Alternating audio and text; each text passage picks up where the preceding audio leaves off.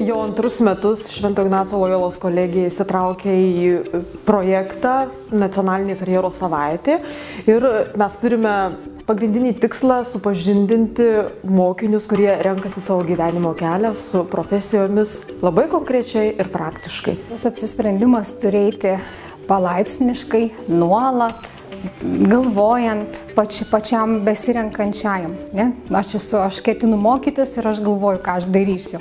Bet mes galim padėti apsispręsti, suteikdami žinių, suteikdami informacijos, suteikdami, kas yra viena ar kita profesija. Šiais metais mes sugalvojome, kad supažindinti būsimus studentus mūsų kolegijos su socialinio darbuotojo veikla ir tokias praktinės įžvalgas apibendrinti ir sukurti kartu su mokiniais, kad jie tiksliai žinotų, kas tas yra socialinis darbas ir kaip konkrečiai yra dirbama su žmonėmis.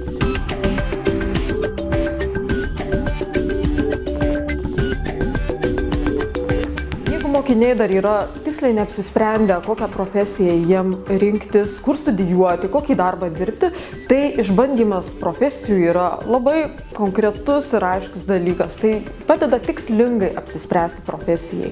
Patarimas būtų toks, kad neskubėti, gerai apgalvoti, gerai pasverti, kad nebūtų po to taip, kad aš esu šitai profesijai, bet jaučiu, kad aš ne čia. Tai mano toks būtų patarimas.